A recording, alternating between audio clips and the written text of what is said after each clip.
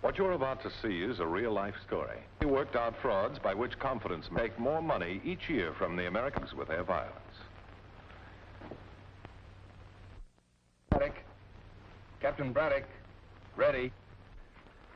This case is not the usual run-of-the-mill, because the victim's mother-in-law was actually the unwitting instigator. The victim, well, he was a funeral director. Although not the old-fashioned type with the cutaway and the black string tie. Tom Underwood was his name, and he lost a big bundle. He also owes his life and his wife.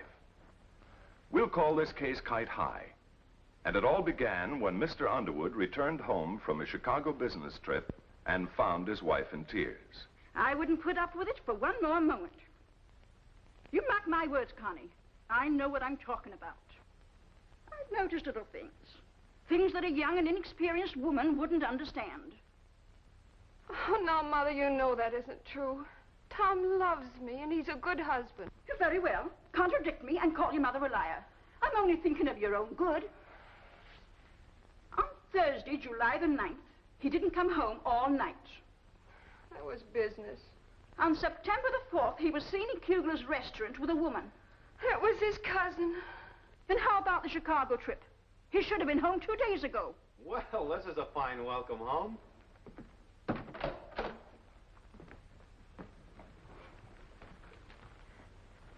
Honey, what are you crying about?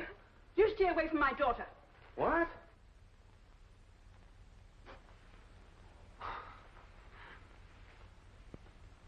All right, honey. What is it this time?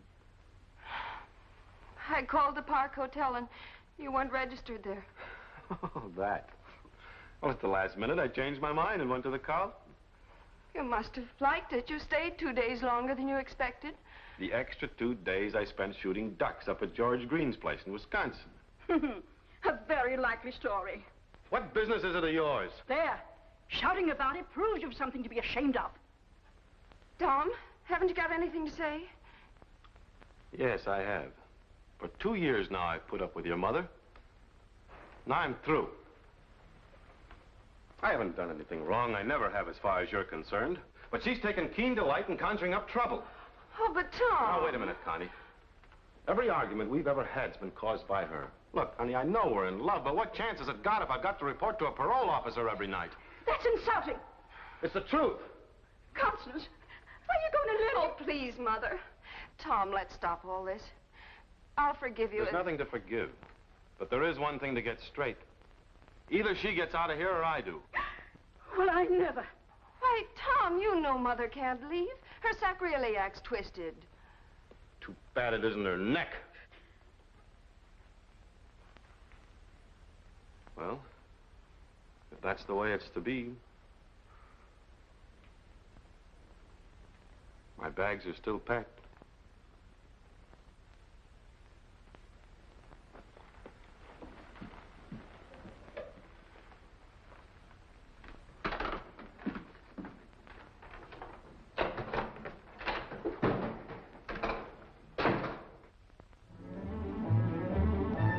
It took quite a long trip out to a western town where a lot of people go to forget their troubles and get into trouble.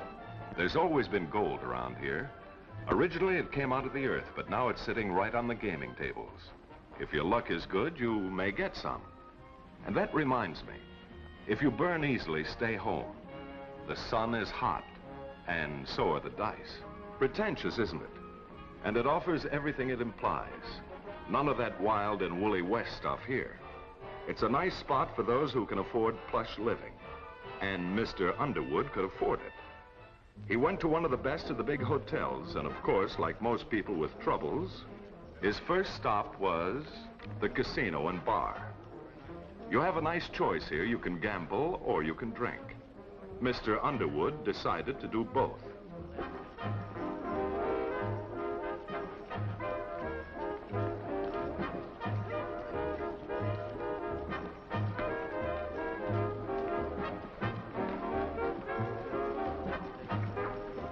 Good evening, sir. Hello. I'd like to cash a check. I'm registered here at the hotel. Of course. Do you have any credentials, Mr. Underwood. Thomas Underwood. I think you'll find everything you need here. Oh, yes, Mr. Underwood. Fidelity Bank, Denver, eh? And what would you like to place your credit at? I don't know. Guess I got 40 or 50,000. Oh, I didn't mean what was your bank balance, Mr. Underwood. I meant how much cash would you need daily? You see, it's our policy to have you set your own limit for your own protection. Oh, well, shall we make it 1,000? Certainly. Thank you.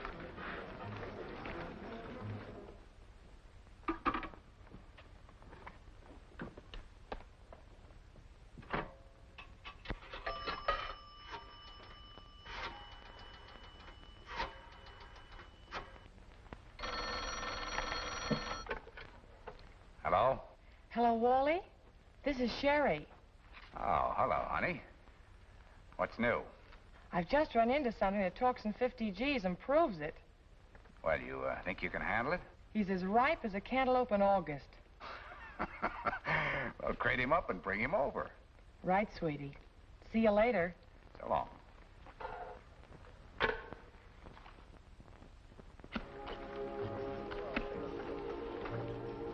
Hit me. Hit me again.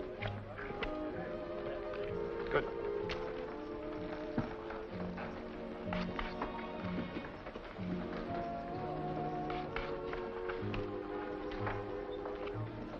Good.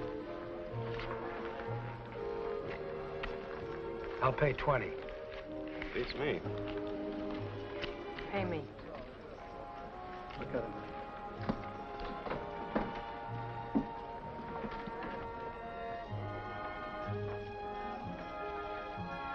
Bourbon or water?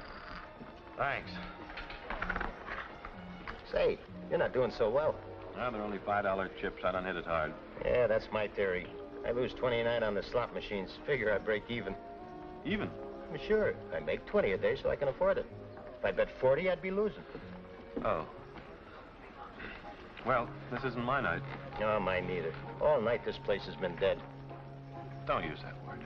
Oh, sorry, sir. It's just that the shift is so slow, my feet are killing me. I don't like that word either. Hey, I think you're getting stiff. That does it. Excuse me for laughing, but you seem to have an aversion to death. I have. Except during business hours. Oh, I'm sorry. Give me a Manhattan, will you please? I guess I better explain. You see, I'm a funeral director. Really? Well, you don't look like one. Thanks. Times have changed. We don't hang crepe on our hats or look like professional pallbearers anymore. I've never met a funeral director before. In fact, I was hoping I would for some time to come. Oh, I didn't introduce myself.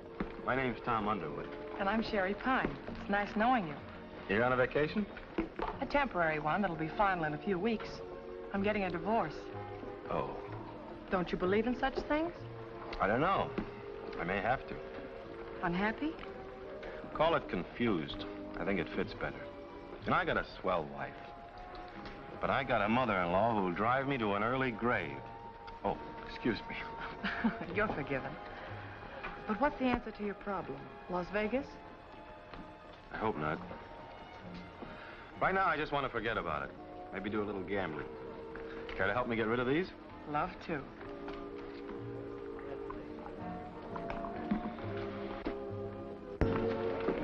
I was watching you at the table before. You seem to be a pretty consistent loser. What about you?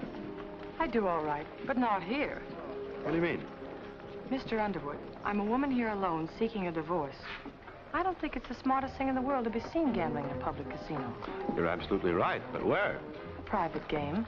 I was introduced into it by very prominent people who also like to gamble without publicity. And it's been fun and profitable. I like that idea of avoiding notoriety. I've had a little trouble at home, but I have certain standards to live up to. I'm quick at decisions, and you're one of them. Perhaps because you're sort of a lost soul at the moment. It's close by. Shall we take your car?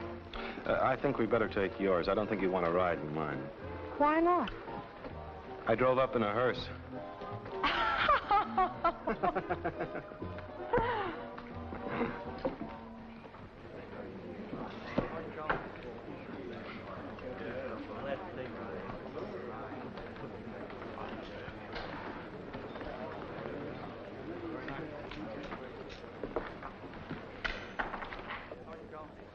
Say, this is all right. I like it. Shall we play? You know, I think I should have gotten some more money over at the hotel. I don't have much cash left. Well, they know me. I'll introduce you to Mr. Wallace, and then you can cash your check. Good. Hello, Mrs. Pine. Hello, Mr. Wallace. Feeling fortunate again tonight? I'll leave that to the fates. I'd like you to meet Mr. Underwood. This is Mr. Wallace. Glad to know any friend of Mrs. Pine's, Mr. Underwood. Thanks. Mrs. Pine tells me she's had quite a bit of luck here. Do you mind if I try to share it? Not at all. Oh, Wally, by the way, Mr. Underwood mentioned as we came in he'd like to cash a check. A check? How much would you like? Well, could we make it 1,000? Mr. Underwood, it's against our policy to cash checks. This is a private game, not the casino. Make an exception this time, Wally. I'll stand good for it. It's all right with me. You make out your check over here, Mr. Underwood. Thanks.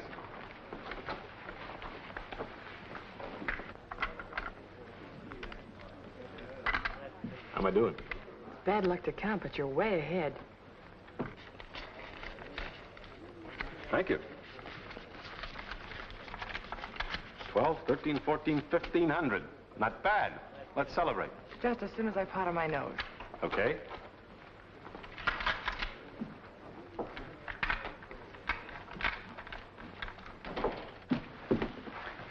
Nice work, baby. Glad you like it, honey.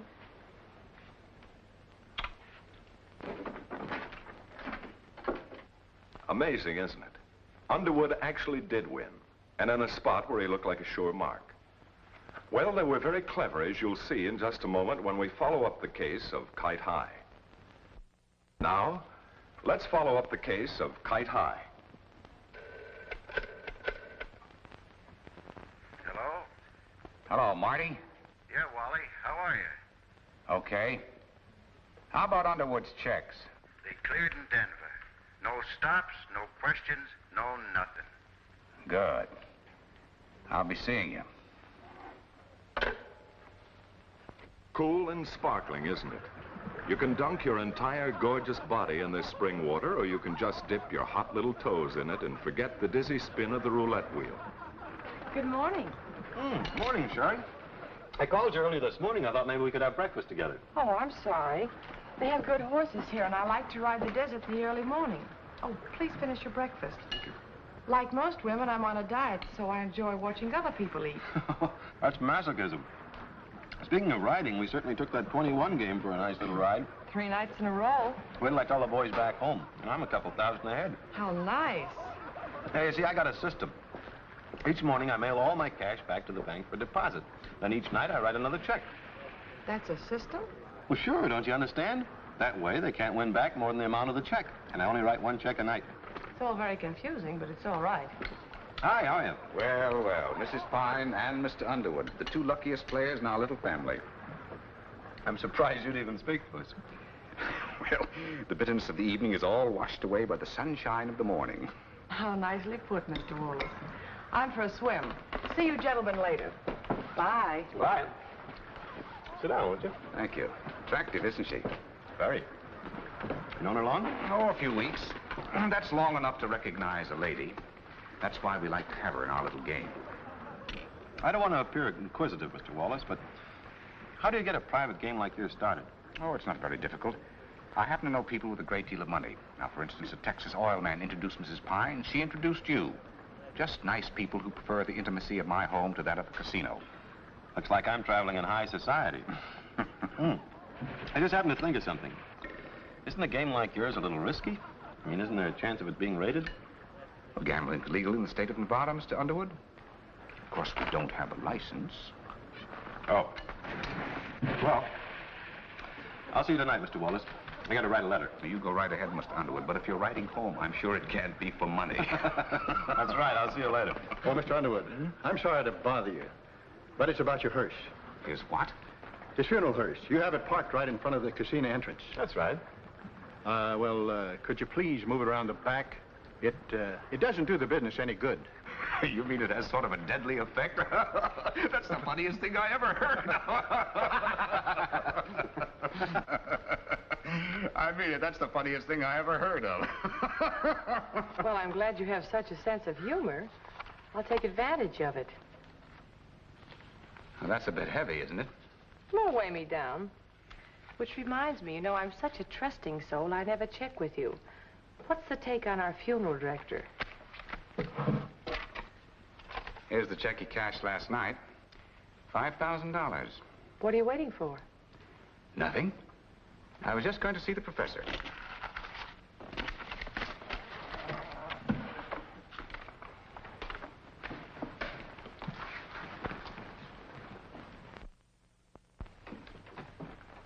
Come on, Professor. You've got work to do.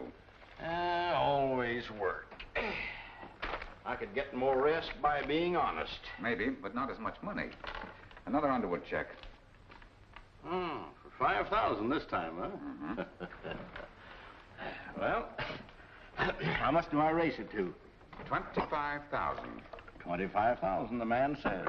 That means our sucker is in for 40 grand altogether. When you use a kite, you fly it high, don't you, darling? Why not? I never did like funeral directors. Now, when the professor finishes, I'll get that pretty little check cleared, airmail, special delivery. Here you are, Mr. Underwood. Bourbon and water. Thanks. You got a stamp? No, but I'll mail it for you.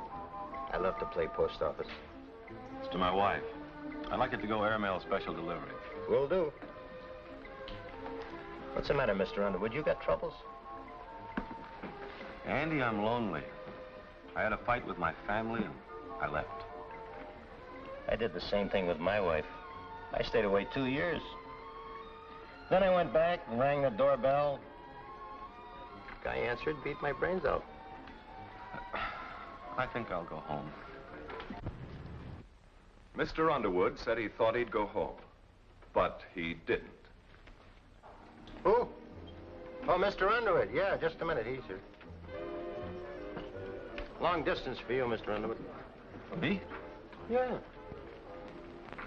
Hello? Connie. Oh, it's good to hear your voice. Oh, Tom, it's even better to hear yours. You want me to come back? Of course I want you to come back. Silly. Shouldn't have let you go in the first place. You're making a mistake. But, Tom, there's something else that's even more important right now. The bank phoned this morning. Your account's overdrawn. There must be some mistake. Why, I had $50,000. I'll bet he's trying to lie out of it. Tom, they're not crazy. He's probably mixed up with some woman. Mother, will you please shut up? Tom. I'm leaving. Tom, I don't know what your explanation is, but the bank thinks there's something wrong with those checks. They haven't cleared the last one. They suspect that it's... Well, I think they called it kited. They've called the police. Kited. That means raising the amounts. I'll talk to you later, Connie. Right now, I've got to see a man. So long, honey. Well, baby? Are you all packed? Practically. Say, what's the destination? Kansas City. I have a hunch we've drained Mr. Underwood of everything but his embalming fluid, and I don't want to be here when he finds out. What a laugh.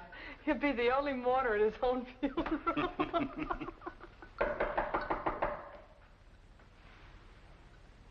You'd better step inside.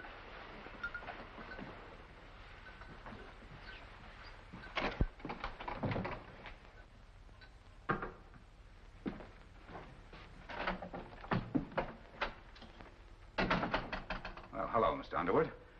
Aren't you a little early?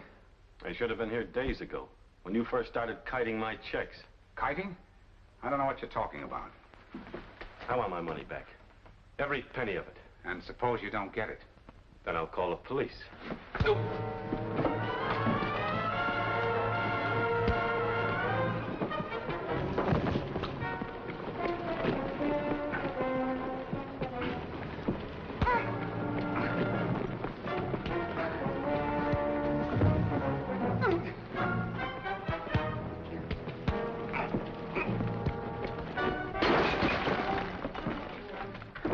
Are you all right, Wally? Yeah. He's out cold. You swung that vase pretty hard, kid. You mean he's... I don't know. We're in a spot, kid. Not if we get rid of him. Yeah, but how? Wait a minute. That funeral hearse of his. What about it? We'll load him in it and drive it out to the desert. Nobody will stop a hearse. If he isn't dead now, that desert heat will do the trick. What an end for a funeral director. Yeah.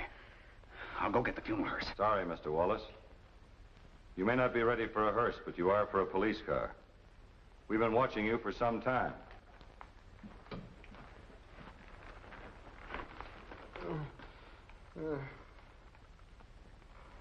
Well, you're pretty lucky, Mr. Wallace. A bunco charge is bad enough, but homicide is worse. Let's go. Come on.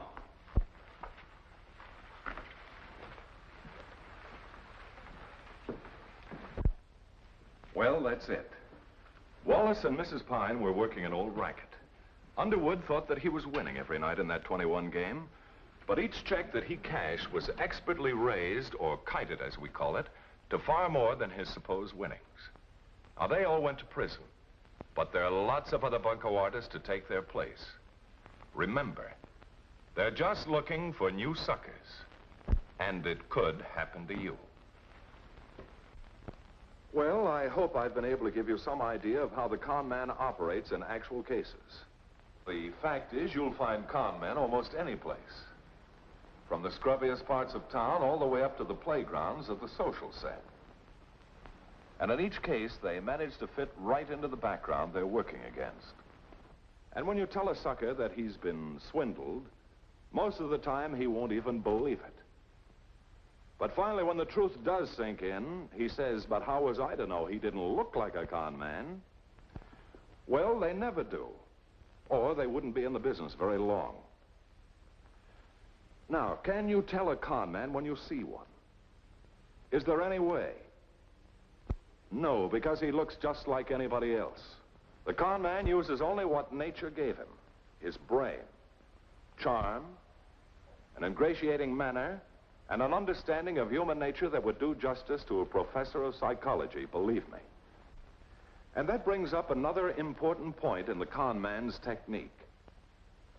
The con man relies on something that I'm afraid is part of human nature. The irresistible desire to make fast money on a somewhat shady deal where you're sure you won't be caught. There seems to be a little larceny deep down in everybody's makeup. Just a spark. But the con man knows how to fan it into a hot flame. And that's just as unfortunate for the police as it is for the sucker. Because once a man who is otherwise being entirely honest lends himself to a shady deal, he's somewhat reluctant to complain to the law. And, of course, where there's no complaint, there's no arrest. And the con man goes on his merry way looking for another sucker who'll keep his mouth shut. Let's face the facts. No one's going to give you something for nothing. Investigate before you invest. Don't be a sucker for these criminals who are so confident they can... See Racket Squad next week, same time, same station.